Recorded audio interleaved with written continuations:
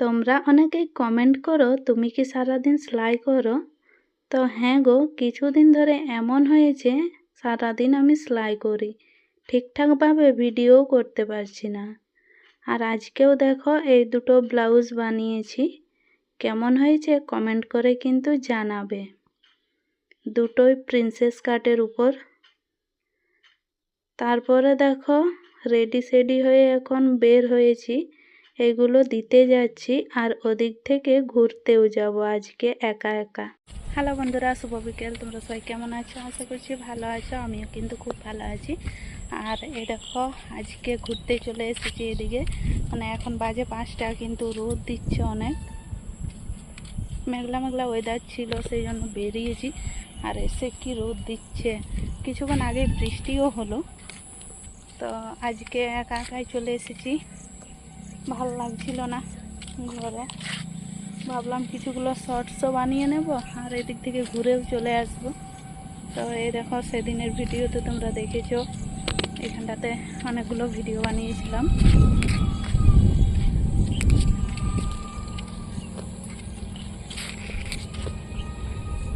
অনেক লোকজন আছে এদিকে।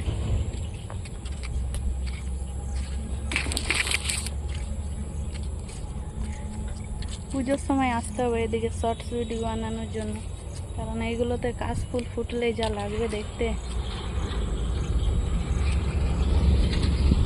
আর সামনে হাইওয়ে রোড।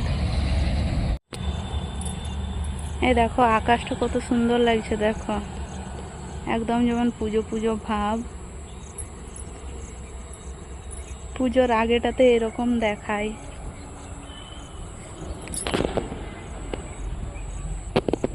এই দেখো গাড়ি যাচ্ছে এদিকে, রোড এখনো একটাও পার হয়নি। আর সূর্য মামা তো একদম তেজ দেখাচ্ছে যাওয়ার সময়। চলো কিছুগুলো শর্টস বানাই, তারপরে কালী মন্দিরের দিকে যাব ঘুরতে। আজকে বেশি বানাবো না অবশ্য, মাথায় তেল নেওয়া আছে, সেই জন্য ভালো হবে না ভিডিওগুলো, তাই যেমন হবে সেরকমই বানাই। রিলস ভিডিও বানানো কমপ্লিট করে এখন দেখো চলে এসেছি কালী মন্দিরের রাস্তাতে। আগে কিন্তু এ রাস্তাতে বিকেলের সময় অনেক লোকজন আসতো, এদিকে হাঁটতে যেত, কিন্তু এখন নতুন রাস্তা হয়েছে সেই জন্য আর কেউ আসে না এদিকে। দুই একজন হয়তো আসে, এদিকে মাঠ আছে যেহেতু। তার মানে কি বলতো, নতুন জিনিস পেলে পুরনো জিনিসের কদর কমে যায়, এটাই তার প্রমাণ। আর এই দেখো ভিতরে কাজ চলছে, মন্দিরের ভিতরে কিছু হয়তো হচ্ছে দেখতে পেলাম, তাই আর গেলাম না। অনেক লোকজন ছিল, বাইরে থেকে প্রণাম করলাম। আর এই দেখো চারপাশটা একবার তোমাদের সাথে শেয়ার করে দিলাম। এখন বৃষ্টি হচ্ছে, সেই জন্য রাস্তাঘাটের অবস্থা ভালো নয়, তবে গাছপালা খুব সুন্দর, চারিদিকে কিন্তু সবুজে সবুজ।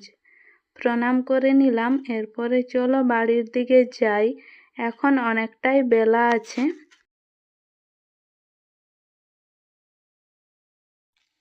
বাড়িতে চলে এসেছি, এসে পর সন্ধে টন্ধে দিয়ে ড্রেস চেঞ্জ করে এই দেখো চলে এসেছি রান্না করার জন্য।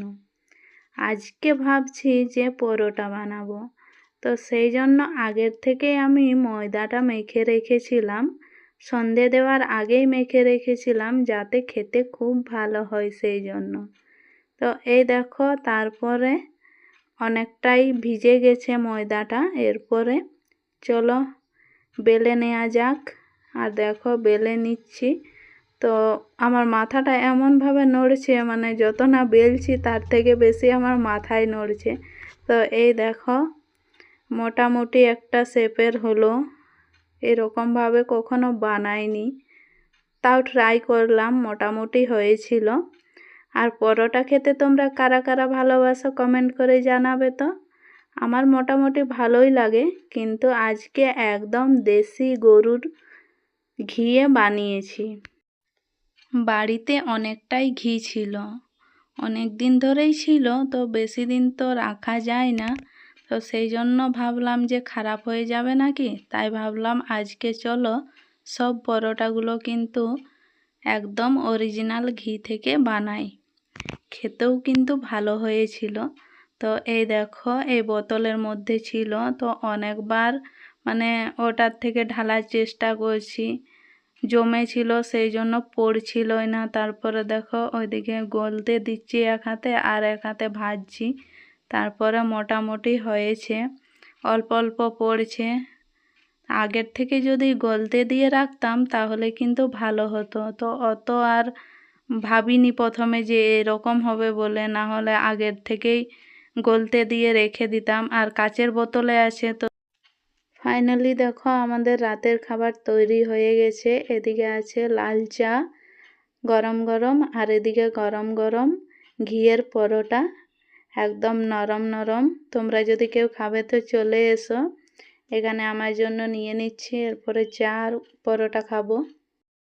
তো বন্ধুরা, তোমরা তো দেখলে যে আমাদের খাওয়া দাওয়া হয়ে গেছে আর অনেক রাতও হয়ে গেছে। তো চলো আজকের ভিডিওটা এই পর্যন্তই। তোমাদের কেমন লাগলো অবশ্যই কমেন্ট করে জানাবে, আর যদি ভালো লেগে থাকে তো লাইক কমেন্ট শেয়ার করবে। চলো তাহলে বাই, দেখা হবে পরের দিন। তোমরা সবাই ভালো থেকো, সুস্থ থেকো, টাটা, শুভরাত্রি।